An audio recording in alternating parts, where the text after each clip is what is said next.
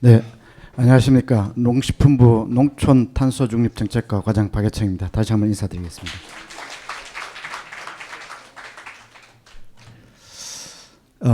방금 우리 사회자분께서 저를 소개시켜 줄 때 저희 과가 이제 특별하다고 말씀하셨는데, 제가 탄노기에 회의를 가보니까 한번 그 차장님께서, 탄노기 차장님이 하시는 얘기가 탄소중립 정책과라는 걸 만든 데가 환경부, 산업부 외에는 우리 부밖에 없다 하더라고요. 그래서 굉장히 말씀하신 대로 좀 앞서가고 있다 이런 생각도 하는 반면에, 탄소 중립이라는 게 그만큼 농업에서 중요하다는 이런 생각을 합니다. 오늘 또 제가 농민단체 담당을 한 4년간 경험하다 보니까 오늘 계신 분들 면면이 좀 안면이 있는 분들도 많습니다.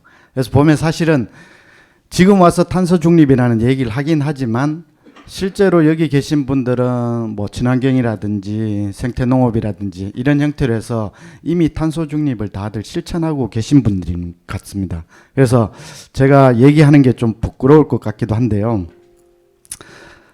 그 강의 중에 제일 재미없는 게 공무원 강의라더라고요. 그래서 최대한 짧게 제가 하도록 노력하겠습니다.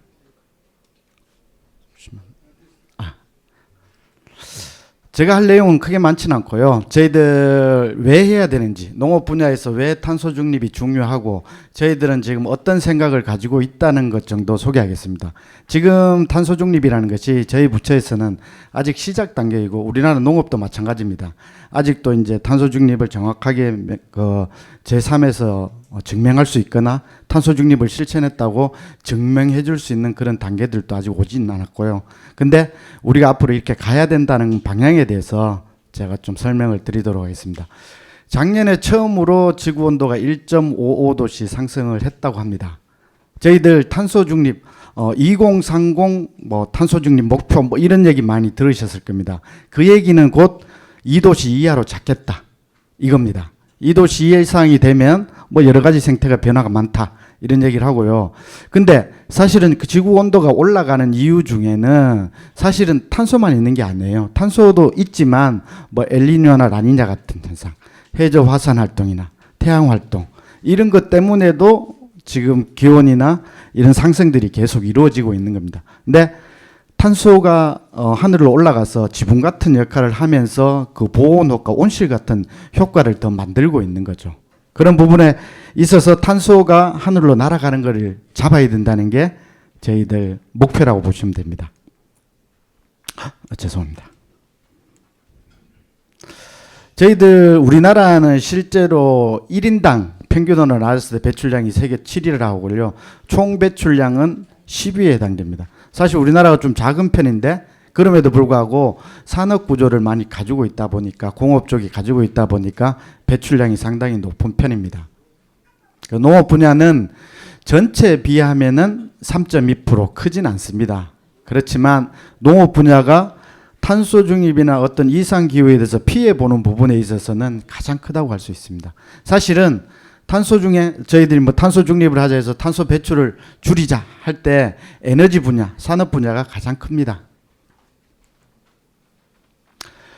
농업 분야 중에서는 축산물 크게 두 가지로 보고 있습니다. 저희들은 이게 국제적으로도 인증된 확인된 것이고요. 축산사육도서하고 경종, 배재배 관련한 내용들입니다. 농업은 아까도 말씀드렸다시피 실제로 탄소 중립과 이상 기후에 대해서 가장 깊은 관계가 있는 부서입니다. 물론 여기에 재해나 이런 걸로 인해서 농산물 수급도 영향이 있을 거고요. 농사 짓는 품종, 재배 적지도 변화를 합니다. 그렇지만 아까도 말씀드렸다시피 3.2% 아주 작은 수준의 양이지만 저희들이 같이 해야 되는 이유들이 있습니다. 온실가스 감축은 뭐 전 부처가, 전 지구가 다 해야 되는 그런 과정이라고 보고요. 1997년에 도쿄 의정서가 만들어졌지만 국가 간 할당에 대해서 협의를 실패했습니다. 실패하고 나서 파리 협약에서 2015년 지구온도 상승 2도씨를 막자, 거기까지는 올라가면 안 된다, 이런 약속을 하고, 아마 여기서 국가 NDC라고 들어보셨을 겁니다. 국가별로 탄소를 줄이는 양 스케줄에 이렇게 보면 되는데요. 이거를 파리 협약에서는 국가별로 자발적으로 하도록 했습니다. 파리 협약에서 국가별로 양을 지정해 준 것이 아니라 자발적으로 지정을 해서 우리나라는 2022년 이때 원래 35% 감축량 35%에서 40%로 확대합니다. 이때가 큰 변혁점이라고 보면 됩니다. 저희들 탄소 중립에 있어서. 그래서 올해 같은 경우에 지금 23년에 했던 우리나라의 그 탄소 실적이 지금 나오고 있습니다. 지금 또 확정치는 아니고요. 2년 뒤쯤에 23년께 24년 동안 계산해서 최근에 이제 발표를 하고 있는데 저희들은 일부 농업 분야는 일부 상승한 걸로 지금 나타나고 있습니다.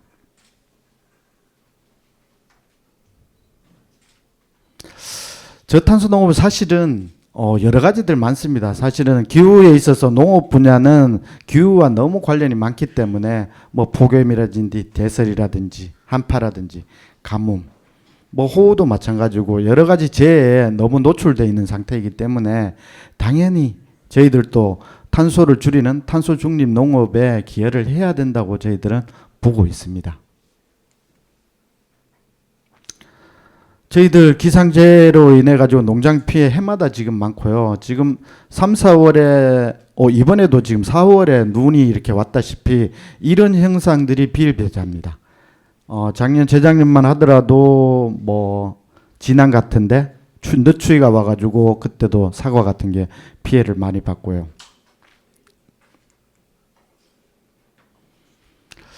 근데 재배적지가 지금 뭐 사과가 지금 20년 후면 우리나라에서 사과를 재배를 못 한다고 얘기를 하더라고요. 근데 그래도 재배를 하고 있지 않을까. 저희들이 다양한 노력을 저희들하고 농지청에서도 하고 있습니다. 뭐 기온이 상승하든 재배지가 변함에도 할 수 있는 품종을 개발한다든지 재배적지에 대해서 좀 옮길 수 있는 여건들을 만들어준다든지 여러 가지 작업들을 하고 있습니다. 근데 메탄 세약이라고 발족을 했는데요. 여러분들 이제 탄소 중립을 하면서 많이 아셔야 될 게 사실은 탄소라 하면은 이산화탄소가 하나가 아닙니다. 그 중에 이제 메탄도 있고 아황산 질소도 있고 한데요. 실제로 거기서 차지하는 80%를 차지하는 게 이산화탄소입니다. 근데 우리 농업 하시는 분들이 되게 긍정적인 게 있어요. 이산화탄소 같은 경우에는 흡수도 하고 배출도 합니다. 그러다 보니까 이산화탄소에 대해서는 이걸 배출량이나 이런 걸 저희들이 계산할 때 다 제로로 합니다. 그러니까 이산화탄소는 배출량이 없다고 보시면 됩니다. 그러면은 농업 분야에 뭐가 있냐? 제일 많은 게 메탄이에요. 메탄이 논뼈를 재배할 때도 나오고 축산에서도 나오거든요. 그러니까 그 메탄을 잡는 게 농업 분야 탄소 중립하는 핵심이라고 보시면 됩니다. 그럼 메탄이 어떻게 만들어지냐? 메탄의 화학식을 보면은 CH4 이렇게 되거든요. C는 뭡니까? 탄소죠. N은 질소. 이렇게 합해지는 거예요. H는 수소죠. 그러면은 우리가 지금 쉽게 생각할 때 수소가 어디 있어요? 수소가 물에 있죠. 물을 만나야 질소나 탄소가 물을 만나야 뭔가 만들어지는 거예요. 메탄이라든지 이산화탄소가 만들어지는 거예요. 그럼 논 같으면 어떻게 돼요? 논에 물을 채워 놓으면은 메탄이 발생하는 거예요. 그러면은 논에 물이 없으면은 메탄이 발생 안 하는 거예요. 그게 논에 있어서 탄소 중립의 실천 방법입니다. 그러니까 그래서 논물을 중간 물대기를 하자. 그러니까 기본적으로 우리는 논농사를 지을 때 논은 벼 자체는 물을 좋아하는 생물이다 보니까 물을 항상 가둬놔요. 그리고 또 뭐 잡풀이 안 나게 한다든가. 그러니까 그동안에 우리는 관행적으로 그렇게 했었죠. 근데 그렇게 계속 두다 보니까 여름에 이렇게 그 논물 속에 자세히 들여다보면 물방울이 빵빵빵빵 올라와요. 보면은. 그런 것들이 메탄이라고 보시면 됩니다. 여러분들이 메탄이라고 하면 뭐 되게 별거 뭐 소 방귀 뭐 이런 것만 생각하실지 모르는데 논에서도 상당히 많이 나오고 있고 특히 축산 분야에서도 많이 나옵니다. 이 메탄이 왜 위험하다고 생각하냐 하면은 이산화탄소에 비해서 온실 효과가 21배 정도 된다고 합니다. 그래서 국제적으로 메탄을 줄이겠다는 서약도 하고 협회도 만들고 이렇게 하고 있습니다. 저희들은 뭐 메탄 감축 목표라고 돼 있는데 사실은 이런 것들 자세히 하실 필요는 없어요. 되게 쉬운 것들을 여러분들은 실천하면 된다고 저는 보여집니다. 그런 것들이 상식적인 선에서 알 수 있도록 하는 것이 오늘 발족하는 우리 탄소 중립 농업 포럼 같은 이런 분야들이 여기 계신 분들이 하실 일이라고 저는 보여집니다.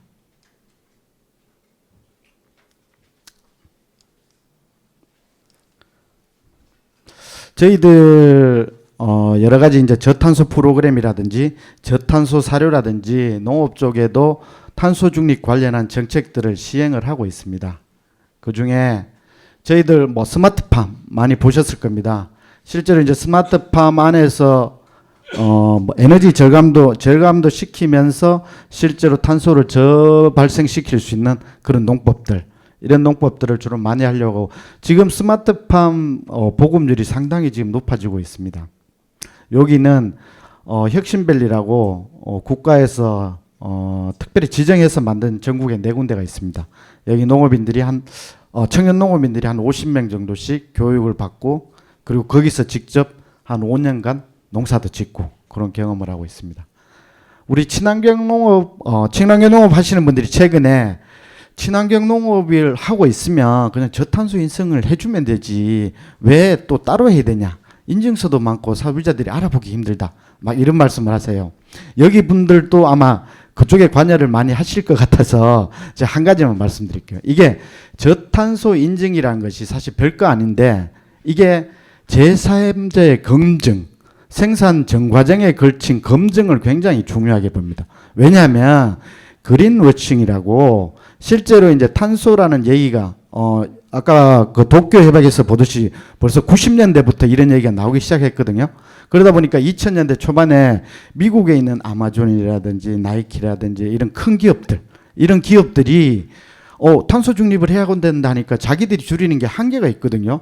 차 만드는 회사가 제품 만드는 회사 제품을 안 받는 이상 줄일 수 없잖아요. 그러니까 어떤 방법을 쓰냐면 자기들한테 배정된 양을 다른 데서 사와가지고 상세를 시켜요. 그걸 주로 어디서 찾았냐면 산림에서 찾았어요. 이 대기업들이 산림을 하는 단체가 있다, 협회가 있다면 돈을 왕창 주는 거예요. 탄소를 사오는 거예요. 사온다고 했는데 영국 가디언지가 이렇게 한번 뒤를 살폈어. 그러니까 알고 보니까 이 협회에서는 나무를 심거나 나무를 관리도 안 했어. 근데 기업이 돈을 주고 탄소에 대해서 면제권만 받은 거예요. 그게 그린워싱이고 그 그린워싱 논란 때문에 농업 분야가 특히나 어려워요. 다른데 탄소 거래를 하는 일반적인 거래에서는 어떻게 하냐면 기본적으로 뭐 내가 경유를 아꼈거나 전기를 더 쓰거나 전기를 기존에 있던 뭐 다른 전기에서 석유나 화석연료 전기에서 재생에너지로 바꾼다든가 이거는 계산서에 바로 나오거든요. 세금 계산서 같이 고지서에 보면 다 나와요. 요걸 가지고 이 기업이 탄소를 줄였네, 말았네, 절 줄였네 이걸 판단하거든요. 근데 농업은 어떻게 하겠어요? 아까 제가 말씀드렸죠. 한 가지 방법. 논물 떼기 그 확인을 해야 될 거 아니에요. 누가 어떻게? 여러 가지 방법들 동안 지금 제가 이제 여러 가지 시험을 하고 있는데 지금 현재는 우리가 사업을 하는데 어떻게 하냐면 우리 사업을 신청을 받아가지고 주로 이제 들녘별 경영체 분들이 많이 하는데 신청하신 분들이 사진을 찍어요. 그 사진을 농어촌 공사의 앱에다가 업로드를 하면은 농어촌 공사 직원들이 물빼기를 했네 맞네 확인을 하고 있어요. 이게 잘 될까요? 우리나라 전국토에 있는 논이 얼마나 많은데 그걸 가서 누가 일일이 확인할 수 있나요? 불가능합니다. 그래서 이런 신뢰를 가지고 있어야 하거든. 그러니까 이런 신뢰가 무너지면은 저탄소 인증이나 우리가 탄소 절감이라는 자체가 만들어질 수가 없어요. 그러다 보니까 개측기를 한다든지 인공위성을 한다든지 아니면 저수지에서 통째로 그냥 물을 다 가둬버려요. 물을 끊고 물을 빼버리는 거예요. 그리고 거기에 참여한 농가들을 돈은 지급하는 방식 이런 걸로 원래 지금 여러 가지 실험을 하고 있습니다. 지금 하반기에 농진청에서 농업위성도 지금 띄우거든요. 그럼 농업위성으로 하는 방법도 지금 연구 중에 있습니다. 그런 방법을 가지고 이 농업인이 탄소를 줄였네 말았네 요게 확인이 되면 저탄소 인증을 줄 수 있는 거거든요. 지금 이제 친환경 한다고 해서 물론 친환경 하면은 기본적으로 비료나 화학 제품을 덜 쓰기 때문에 그것도 탄소 중립에 해당은 됩니다. 그것 해당이 되지만 그걸 증명하기가 쉽지 않은 거예요. 그럼 농민이 개개인이 작년에는 내가 얼마 썼는데 올해 얼마 썼어. 그래서 이만큼 줄였어. 이런 걸 증명을 해야 되거든요. 이런 과정이 없으면은 국제적으로 인정을 안 해줘요. 그게 문제입니다. 뭐 정부는 농업인들한테 혜택 주듯이 직불금 주듯이 그렇게 해줄 수는 있는데 근데 그게 외부에 나갔을 땐 결국 논란거리가 되고 예산 낭비하는 모양이 되거든요. 그래서 지금 그런 부분들을 다 아까 친환경을 이제 탄소 인증으로 해달라는 저탄소 인증을 해달라는 부분을 아직은 받아들이지는 못하고 있습니다. 이런 형태입니다. 저희들 하는 게 사실은 물을 이렇게 하고 사진을 찍고 이렇게 하고 있는데 이게 개개인적으로 봤을 땐 너무 힘들다는 거죠. 그래서 요런 계측기들이 있습니다. 저 구석에 보면 계측기 같은 것들이 있는데 이런 걸 활용해서 논을 좀 전체적으로 할 수 있는 방법들을 저희들이 고민을 하고 있습니다. 결국은 그런 방향으로 가야 된다고 저희들은 생각을 하고 있고요. 바이오차 투입 관련해서도 근데 바이오차도 논란이 많습니다. 뭐 분뇨를 가지고 바이오차를 만드는 것도 있고 바이오차를 뿌리는데 이것도 확인하는데 사실은 조금 뭐 문제랄까요? 사진 찍어서 이렇게 하는 그런 부분이 되다 보니까 결국은 제3자의 신뢰성을 증명하기 쉽지 않은 그런 부분들이 있고 또 바이오차를 만들기 위한 과정에 불을 떼고 이제 화력을 사용한다 그러면 그것 자체가 또 탄소 발생이 되기 때문에 환경부나 여기서는 사실은 좀 거부를 하고 있어요. 바이오차에 대해서 분뇨나 이런 부분을 바이오차로 만드는 것보다는 바이오가스 뭐 이런 식으로 활용을 하고 바이오 에너지 활용하는 방안을 지지를 하고 있어서 저희들하고 좀 대립하고 있는 그런 상황입니다.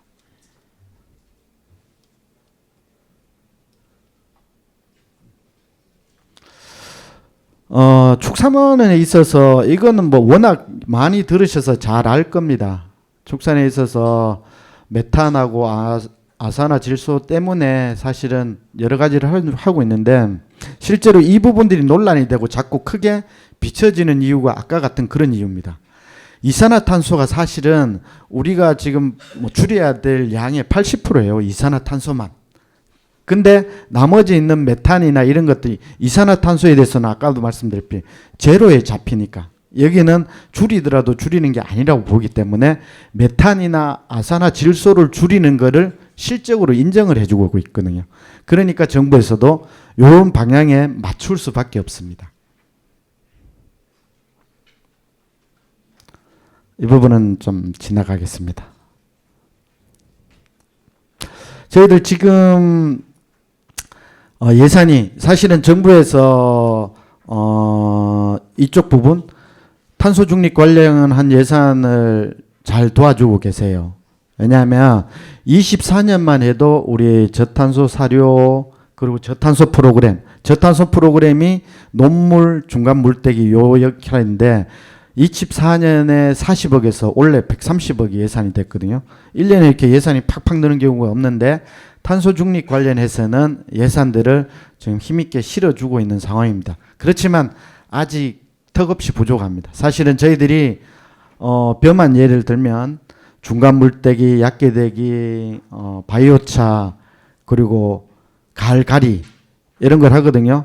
이제 직불금 형태로 지금 주고 있긴 한데 지금 주는 거를 우리 직불금 대상 논에만 해당이 되는 걸 예산을 대충 산정해 보니까 예산이 한 7,200억 나오더라고요. 그러니까 지금 같은 형태로는 저희들이 이 사업을 유지하기 힘들다는 생각을 합니다. 그리고 탄소 중립에 가까운 농법들이 활성화되기도 힘들고 그래서 저희들은 어떤 생각을 하냐면 실제로 탄소가 정부가 이렇게 보상을 하는 이런 방식도 있지만 이게 이제 일반적인 형태로 넘어간다면은 실제로 삼성이나 현대나 포스코 같은 데서 탄소를 사오려고 해요. 왜? 자기들은 배출이 그 의무 배출권이 있어가지고 상세를 해야 돼요. 근데 농업 분야나 산림 분야를 좋아합니다. 그 사람들이 대기업들이 지금도 삼성하고 두 가지 작업을 하고 있어요.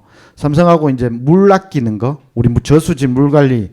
농업용 저수지에 물 관리하고 저탄소 프로그램을 같이 돌려서 이게 제3자가 인정하는 탄소 크레딧으로만 만들어라.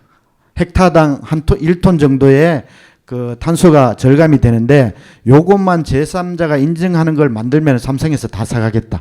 이렇게 하고 있거든요. 근데 이제 그런 방법들을 올해 시험을 하고 있습니다.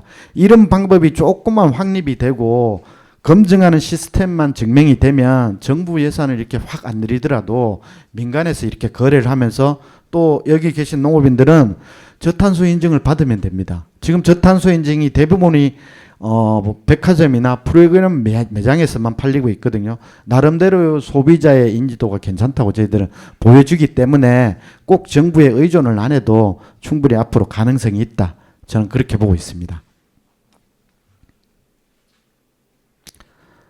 뭐 친환경 에너지나 농기계 관련해서 이렇게 재생에너지나 아니면 전기 쪽으로 유도를 하는 거는 뭐 당연한 거고 개인들이 뭐 할 수 있는 것들 저희들 저탄소 인증해 보면 사실 이런 것들이 많습니다. 내가 스마트폰을 하고 있어. 근데 그동안 경유를 썼어. 근데 내가 태양광으로 바꿨어. 이러면 그것들을 다 방법론을 지금 농진원에서 그런 방법들을 알려줍니다. 어떻게 신청하고 이런 걸 만들면 그것들을 증명해서 저탄소 인증이 되게 그것 정부가 지원하는 프로그램들도 있거든요. 그래서 그런 것들을 한번 살펴보시면 좋을 것 같습니다. 농촌 에너지 전환은 저희들이 에너지 로드맵을 해서 기존에 있는 자원을 가지고 재생에너지 내지는 친환경 에너지를 생산해서 지역에 할 수 있는 프로그램을 하려고 많이 합니다. 근데 그동안 아리백에서는 저희들이 좀 실패를 했던 것이 전부 태양광이었어요. 전부 태양광인데다가 태양광을 하는데 개통 문제를 저희들이 고려를 못했던 겁니다. 저희들이 4, 5년 전부터 농촌 에너지 자립 마을을 만들려고 구상을 하고 정부 지원을 했음에도 불구하고 결국은 지자체에서 손든 데가 많습니다.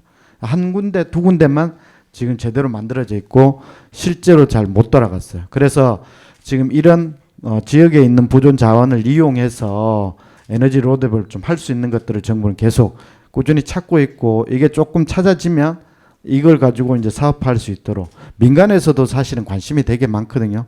좋은 모델만 만들면 민간에서 투자를 통해서도 할 수 있는 부분들이 있기 때문에 저희들이 이 부분도 적극적으로 좀 찾아 나서도록 하겠습니다.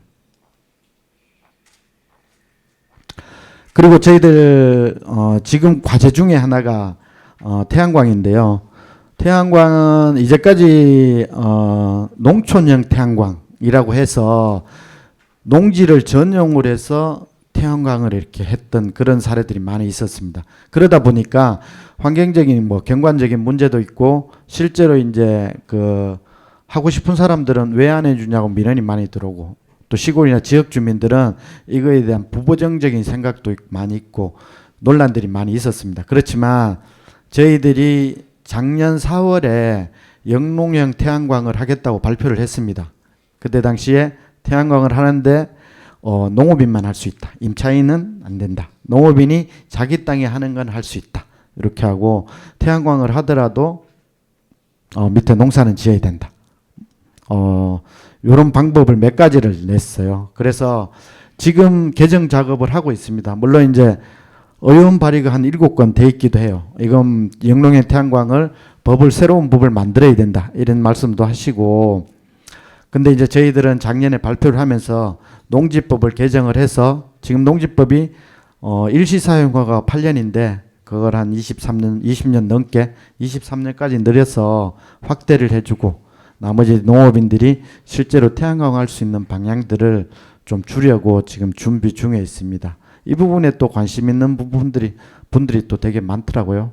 그래서 한번 여러분들 중에서도 이런 논의가 지금 진행 중입니다. 지금도 이제 저희들이 지금 가지고 준비하는 수준이 부족하다. 확대를 해야 된다. 이런 얘기도 있고 집적화해서 지금 농촌 공간 계획이라든지 거기 에너지 자립 공간 이런 부분들이 있고 아니면은 산단 옆에 영농형 태양광을 할 수 있는 데서 바로 산단으로 공급하는 방식 뭐 이런 것들을 해서 영농형 태양광을 좀 활성화하고 농민들한테 소득을 좀 지지해 줄 필요가 있다. 이런 주장들이나 얘기들이 되게 많습니다. 그래서 조금 적정히 살펴볼 필요가 있고요.